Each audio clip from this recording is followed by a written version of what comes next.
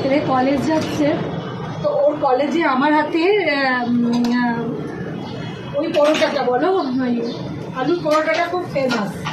এই যে বানিয়ে দিলাম আলুর পরোটাটা, একটা বিগ সাইজে বানিয়ে দিলাম। দেখো এত বড় সাইজে আলু পরোটা, বিগ সাইজে এটাকে আমি কাটার দিয়ে, দেখো এবার কাটার দিয়ে কেটে আর 4 পিস করে দেবো, যাতে ওদের খেতে সুবিধা হবে।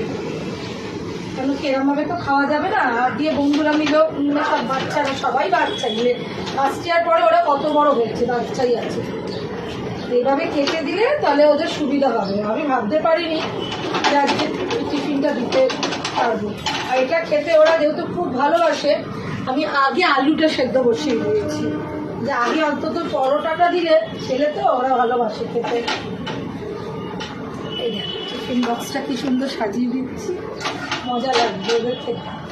সসটা সবসময় দিতে পারি না, ছোটো টিফিন বক্স যেটা বিগ সাইজের টিফিন বক্স যেটা দিয়েছি, এতে নিয়ে যেতে সুবিধা হয়।